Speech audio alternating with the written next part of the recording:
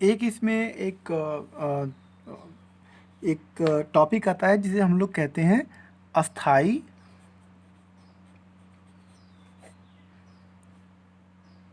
कार्बनिक प्रदूषण।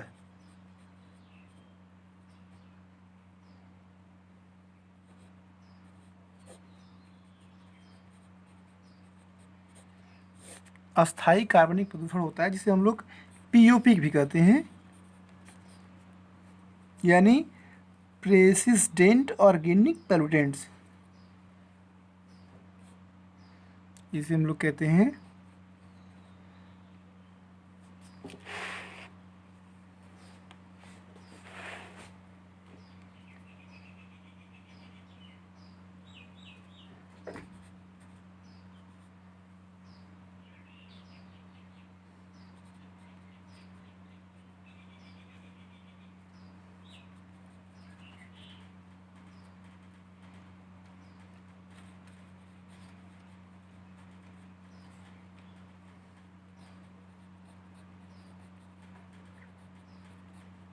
जिसे पीओपी कहा जाता है, परसिस्टेंट्स ऑर्गेनिक पोल्यूटेंट्स, यानी अस्थाई कार्बनिक प्रदूषण इसे कहा जाता है।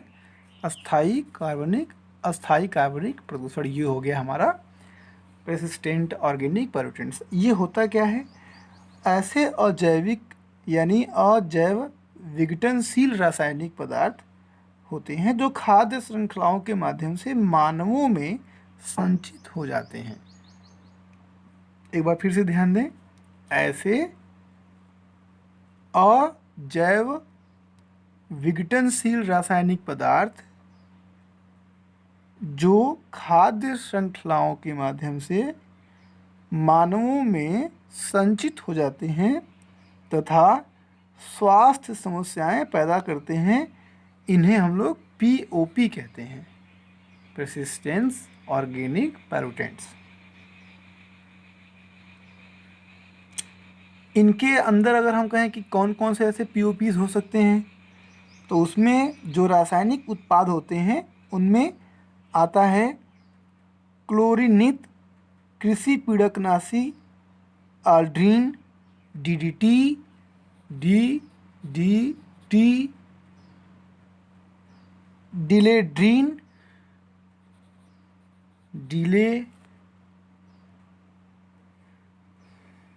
या इसे ऐसे कहें DA,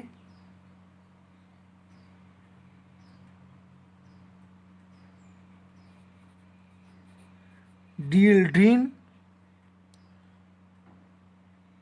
क्लोरडेन,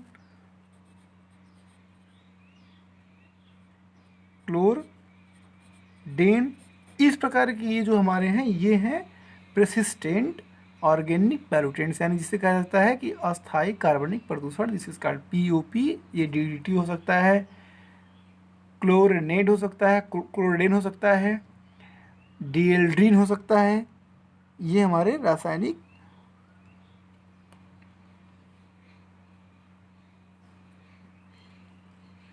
रासायनिक ये जो हमारे ऑर्गेनिक पोल्यूटेंट्स होते हैं, पीओपी होते हैं। अब हम लोग बात करते हैं कि हमारे जो पोल्यूटेंट्स हैं, यानी किससे क्या होता है, यानी किस प्रदूषण का क्या प्रभाव होता है। तो जो कोयला होता है, कोयले का जो हम लोग उपयोग करते हैं, ये इसके कारण जलवायु पॉल्यूशन हो जाता है, यानी जलवायु परिवर्तन होता है।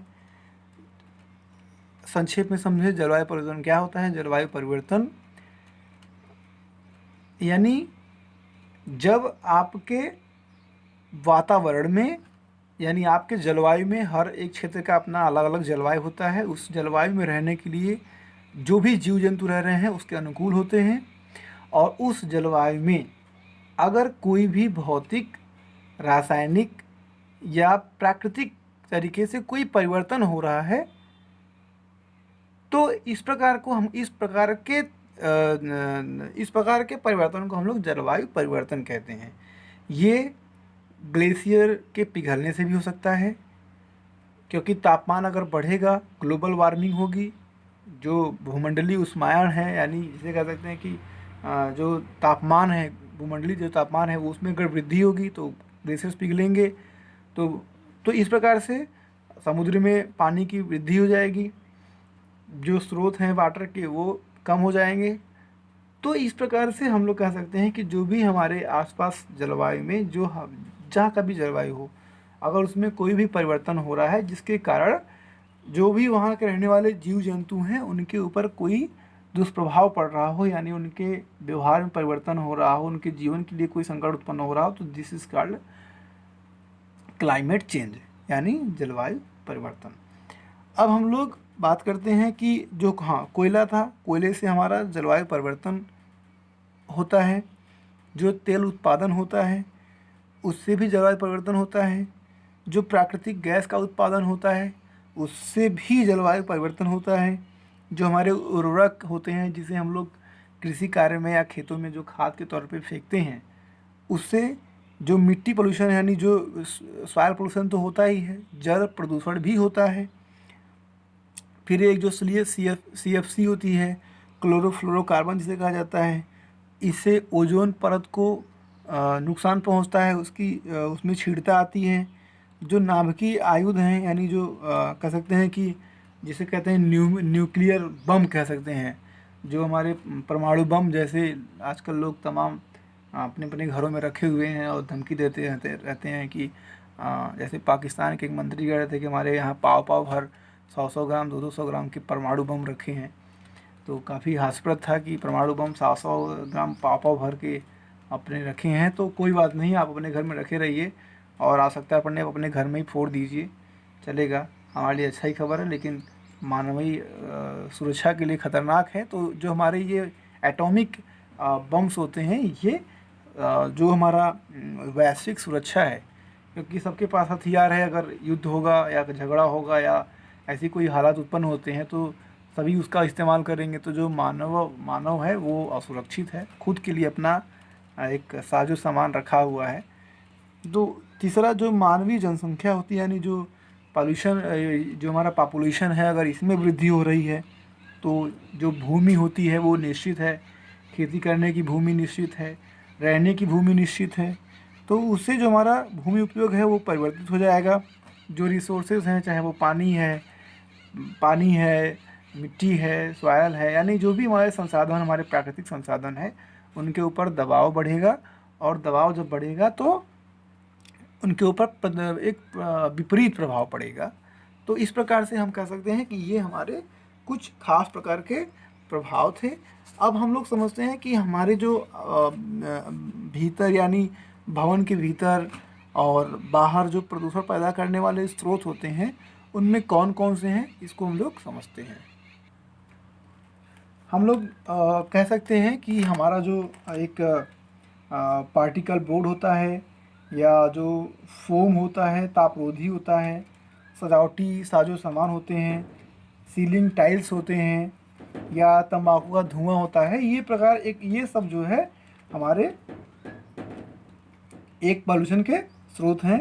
और अगर हम इनकी बात करें तो ये जो भवन के भीतर, यानी अगर भवनों के भीतर की बात की जाए तो इसमें फॉर्मेल्डिहाइड इसका जो मुख्य प्रदूषक होता है। इन सबों में जो प्रदूषक होता है, यानी ये जो हमारे स्रोत होते हैं, इनसे फॉर्मेल्डिहाइड का निर्माण हो जाता है। चाहे उसमें इमारती सामान हो, कंक्रीट हो, पत्थर हो, पानी हो, मिट्टी हो, ये सब हमारे रेडान, जो कि भवनों के भीतर रेडान प्रदूषक उत्पन्न होता है। इस प्रकार से अगर हम लोग चाहे हमारा जो भी हमारे पेंट्स वगैरह होते हैं, रंग रोगन की सामग्रियां होती हैं, या जो प्रयोगशालाओं में पदार्थों का जो कोई अगर प्रयोगशाला है उसमें अगर कोई पदार्थ गिर गया या छलक गया या उसमें स्प्रे किया जा रहा है, तो उससे पारा और कैडमियम की वृद्धि हो जाती है। यानी अगर घर में अगर आप उसको ऐसा कर रहे हैं, पेंट का उपयोग कर रहे हैं, कोई स्प्रे कर रहे हैं, या कोई पीड़कनाशी आप उपयोग कर रहे हैं कीड़े मकोड़ों को मारने के लिए, तो दैट्स कॉल्ड कि वो एक घर के अंदर पारा या कैडमियम को जनरेट करेगा, जो कि एक प्रदूषक होता है। तीसरी चीज़, जो हमारे फायर प्रूफिंग होते हैं, उष्मा और विद्युत रोधी होता है, ध्वनिकी होती हैं, इन सबों से हमारे एस्बेस्टास यानी मिनरल वूल, एक जो है हमारा रेशा होता है, संश्लेषित रेशा होता है, इनका घरों में वृद्धि हो जाता है। अगर हम लोग बाहर, ये तो घर के अंदर के पॉल्यूटेंट्स रहें, अगर हम लोग घर के बाहर के पॉल्यूटेंट्स की बात करेंगे तो उसमें अगर कोयला है, तेल दहन हो रहा है, या स्मेल्टल्स, या कहीं आग लग जा रही है, इसकी वजह से सल्फ़र डाइऑक्साइड की मात्रा बढ़ जाती है बाहर। या अगर हम कहें कि प्रकाश रासायनिक अभिक्रिया हो रही है कहीं पे, तो उससे हमारे ओजोन लेयर को क्षति होती है। अगर मोटर गाड़ियाँ, उसमें स्मेल्टर्स, तो इससे अगर हो रहा है तो हमारे आसपास सीसा और मैग्नीज की मात्रा में वृद्धि हो जाती है। अगर हम लोग मिट्टी का जो कण है, औद्योगिक निष्कासन है, ये हमारे स्रोत हैं, ये सब स्रोत हैं, ये सब हमारे एक स्रोत हैं, और इनसे कैल्शियम, क्लोरीन, सिलिकॉन, कैडमियम, इस प्रकार के पॉल्यूटेंट्स जनरेट होते हैं। और अगर हम लोग पेट्रो रसायन विलायक की बात करें, अंजलि धनों का वाष्पीकरण की बात करें, ये हमारे स्रोत हैं, तो इनसे हमारे कार्बनिक पदार्थ उत्पन्न होते हैं। ये कार्बनिक पदार्थ एक प्रकार के पॉल्यूटेंट्स होते हैं। अगर हम लोग बाहर और भीतर दोनों की बात करें, यानी बाहर भी पॉल्यूटेंट्स होंगे, अंदर भी, यानी घर में भी पॉल्यूटेंट्स होंगे, तो इन दोनों केसेस में अगर हम लोग ईंधन दहन की बात करें, यानी जो हम लोग फ्यूल इस्तेमाल करते हैं घर में, सब ख़ासतौर से ग्रामीण क्षेत्रों में चूल्हे से खाना बनता है और इस प्रकार से, तो अगर हम लोग इसकी बात करें, जो फ्यूल बर्निंग हो रही है, उससे नाइट्रोजन ऑक्साइड जो है, जो नाइट्रोजन के ऑक्साइड्स होते हैं वो उत्पन्न होते हैं। वो घरों में भी रहते हैं और बाहर भी रहते हैं। अगर हम लोग बात करें कि जो हमारा ये सफाई का जो उत्पाद होता है, या जो कृषि या उपापचयन उत्पाद होता है, इनसे हमारे अमोनिया जनरेट होते हैं, यानी अमोनिया एक प्रकार का पॉल्यूटेंट्स है, और उसके जो स्रोत होते हैं वो कृषि से उत्पन्न होता है, उपापचयन उत्पाद से होता है, सफाई उत्पाद से होता है। इस प्रकार से हमारे ये, अब हम अगर बात करें जीवाश्म ईंधन की, अगर उसे हम जला रहे हैं या उपापचयन कर रहे हैं, तो इससे कार्बन डाइऑक्साइड नामक जो हमारा पोल्यूटेंट्स होता है वो जनरेट होता है। अगर कोई फ्यूल अगर जल रहा है और वो तरीके से नहीं जल पा रहा है, अपूर्ण जल रहा है, तो उससे हमारा कार्बन मोनोऑक्साइड उत्पन्न होता है, जो कि पोल्यूटेंट्स होता है। तो इस प्रकार से हम लोग ये समझे कि हमारा जो भीतर, कमरे के भीतर कौन सा पोल्यूटेंट्स होता है, कमरे के बाहर कौन सा पोल्यूटेंट्स होता है, उसका जो स्रोत है वो क्या है, और कमरे के भीतर बाहर दोनों पोल्यूटेंट्स ऐसे कौन कौन से हैं जो दोनों जगह पाए जा सकते हैं। अब हम लोग बात करते हैं एयर पोल्यूशन की। एयर पोल्यूशन में हम लोग समझते हैं कि एयर पोल्यूशन क्या होता है और इसका क्या कैसे है। अगर हमने सोचा, अगर हम देखें तो दिल्ली जैसे बड़े शहर में या जो भी हमारे बड़े मेगा सिटीज़ हैं, वहाँ पे एयर क्वालिटी इंडेक्स होती है, उसमें आता है कि नहीं, वास्तव में एयर पोल्यूशन बढ़ गया है।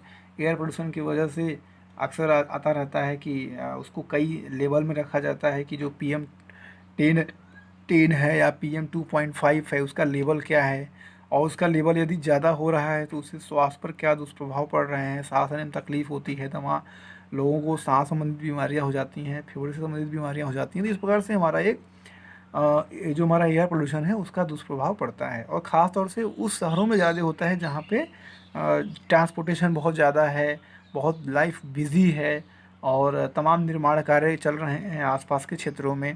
तो इस प्रकार से हमारे हवा में जो है ये पोल्यूटेंट्स बढ़ जाते हैं, और उससे एयर पोल्यूशन इंक्रीज़ हो जाता है।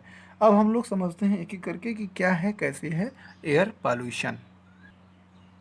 अब जो एयर पोल्यूशन होता है उसमें जो हम लोग एयर की बात करते हैं, यानी हवा की बात करते हैं, हवा में हमारा जो हमारा एयर होता है, एयर में जो हवा होती है, हवा में कई सारी गैसेस पाई जाती हैं। उसमें कार्बन डाइऑक्साइड होता है, उसमें तमाम नाइट्रोजन होता है, ऑक्सीजन होता है। तो उसमें बहुत सारे गैसेस पाई जाती हैं, लेकिन हमको ऑक्सीजन ही लेना होता है। ऑक्सीजन हमारे लिए इम्पॉर्टेंट है, कार्बन डाइऑक्साइड पौधों के लिए इम्पॉर्टेंट है। अगर पौधों का एक सीमा से अधिक, यानी कार्बन डाइऑक्साइड का अगर एक सीमा से अधिक यदि कार्बन डाइऑक्साइड में वृद्धि हो जाएगी, तो कहीं ना कहीं जो उसका दुष्प्रभाव है वो उत्पन्न हो जाएगा। और चूँकि कार्बन डाइऑक्साइड अनिवार्य भी है पौधों के लिए, जिससे अपना वो भोजन बनाते हैं, लेकिन यदि इनकी जो सांद्रता है अगर ये सीमा से अधिक हो जाए तो ये एयर पोल्यूशन को क्रिएट करेगा। वाटर, ये जो हवा में जो प्रदूषण होती है उसकी मात्रा बढ़ जाएगी, और ये हवा है ये विषैली हो जाएगी। इस प्रकार से हमारा अगर CO2 की मात्रा यदि कम हो जाए, यानी बहुत कम हो जाए, तो उससे क्या होगा, एक कह सकते हैं कि एक लघु हिमयुग शुरू हो जाएगा। क्योंकि अगर उस पर्याप्त कार्बन डाइऑक्साइड की मात्रा अगर नहीं रहेगी तो धीरे धीरे जो तापमान है उसमें कमी हो जाएगा और एक लघु हिमयुग, जैसा कि अमेरिका में एक बार हुआ था। अब हम लोग मुख्य बात करते हैं कि जो हमारे जो एयर पोल्यूशंस के जो प्रारूप होते हैं उनको 3 तरीके से हम लोग वर्गीकृत कर सकते हैं। उसमें पहला होता है प्राकृतिक प्रदूषक, यानी एयर पोल्यूशन में first is a natural pollutants. इसमें क्या होता है, हम कह सकते हैं कि जो भी हमारे प्राकृतिक स्रोत से अथवा प्राकृतिक क्रियाकलापों से निकलते हैं, जैसे पौधों का जो पराग होता है, या पौधों के वाष्पशील कार्बनिक यौगिक होते हैं, या ज्वालामुखी विस्फोटों से जो निकलता है, या जैविक पदार्थों के सड़ने गलने से निकलने वाली कोई गैस होती है, या सल्फर डाइऑक्साइड, हाइड्रोजन सल्फाइड, या दाना वालों को हिंदी में हम लोग कहते हैं फॉरेस्ट फायर, यानी जंगल की आग, उससे कोई गैस निकल रही है, या समुद्र से निकलने वाले जो कण होते हैं उससे कोई पोल्यूशन हो रहा है, या प्राकृतिक जो रेडियो सक्रियता है उससे कोई पोल्यूशन हो रहा है। तो इस प्रकार का जो हमारा कह सकते हैं कि जो पोल्यूटेंट्स होते हैं, इससे जो हमारा पोल्यूशन होता है, इसको हम लोग प्राकृतिक निष्कासनों की सांद्रता कह सकते हैं। यानी सांद्रता कम होती है और उनसे गंभीर हानि नहीं होती, यानी ये कहीं ना कहीं एडजस्ट हो जाते हैं और इनसे लॉसेस कम होते हैं। लेकिन इस प्रकार के पोल्यूटेंट्स प्राकृतिक प्रदूषक कहे जाते हैं। प्राकृतिक प्रदूषक क्या क्या होते हैं एक बार फिर से देखें। चाहे वो हो सकता है कि जंगल की आग से लगने वाला, जो जंगल में आग लगती है उससे जो भी हमारे जो भी गैसेस उत्पन्न होती हैं, चाहे जो भी हमारे जैविक पदार्थों के सड़ने गलने से निकलने वाली गैसें हैं, ज्वालामुखी विस्फोट से जो भी निकलने वाला अपशिष्ट है, या जो भी प्राकृतिक जो रेडियो सक्रियता है उससे। तो इस प्रकार के यानी प्राकृतिक घटना के द्वारा यदि हवा में प्रदूषण उत्पन्न हो रहा है तो इसे हम लोग नेचुरल पोल्यूटेंट्स कहते हैं, प्रदूषक कहते हैं। और ये इनकी जो सांद्रता होती है वो कम होती है, इसलिए ये कम घातक या कम हानिकारक होते हैं। अब दूसरा आता है प्राथमिक प्रदूषक, यानी जिसे प्राइमरी पोल्यूटेंट्स कहते हैं। ये मानव क्रियाकलाप के द्वारा सीधे उत्पन्न होते हैं या निष्कासित होते हैं, जो कि हवा में छोड़ दिए जाते हैं। जैसे कि अगर हम ईंधन को जलाएं तो सल्फर डाइऑक्साइड, नाइट्रोजन के oxide, carbon dioxide, carbon monoxide और विविध प्रकार के जो हाइड्रोकार्बन्स हैं, कणिकाएं, ये उत्पन्न होती हैं। This is called primary pollutants. अगर इसी तरीके से हम लोग बात करें तृतीयक की, यानी जो हमारा द्वितीयक की, यानी जिसे हम लोग सेकेंडरी पोल्यूटेंट्स कहते हैं, तो सेकेंडरी पोल्यूटेंट्स में इसे हम लोग कह सकते हैं कि जो सूर्य के विद्युत चुंबकीय विकिरणों के प्रभाव के अधीन यदि प्राथमिक प्रदूषकों तथा सामान्य वायुमंडलीय यौगिकों के बीच रासायनिक अभिक्रियाओं के परिणाम स्वरूप द्वितीय प्रदूषकों का निर्माण होता है। यानी जो सूर्य के हमारे विद्युत चुंबकीय विकिरण होते हैं उनके प्रभाव के अधीन प्राथमिक प्रदूषक और जो सामान्य वायुमंडलीय यौगिक होते हैं उनके बीच यदि रासायनिक अभिक्रिया होती है तो इसके कारण, रासायनिक अभिक्रिया होने के कारण हमारे द्वितीयक प्रदूषकों का निर्माण होता है। अगर इसे हम ऐसे कहें तो अगर हमारा प्राथमिक प्रदूषक सल्फर डाइऑक्साइड और वायुमंडल की ऑक्सीजन O2 साथ में अभिक्रिया करके सल्फर ट्राई ऑक्साइड या SO3 बनाएंगे तो ये हो गया हमारा secondary pollutants. This is called secondary. यानी ऐसे समझें क्या होगा, अगर हमारा SO2 है, ये क्या है, ये है प्राथमिक प्रदूषक सल्फर डाइऑक्साइड, और ऑक्सीजन है, ये क्या है, ये हमारा वायुमंडल की एक गैस है, ऑक्सीजन है। तो सल्फर डाइऑक्साइड और ऑक्सीजन ये मिलके क्या बनाएंगे, SO3 बनाएंगे, जिसे हम लोग कहते हैं सल्फर ट्राईऑक्साइड। तो इस प्रकार का जो सल्फर ट्राईऑक्साइड है ये क्या उत्पन्न हुआ, ये सेकेंडरी पॉल्यूटेंट्स कहा जाएगा।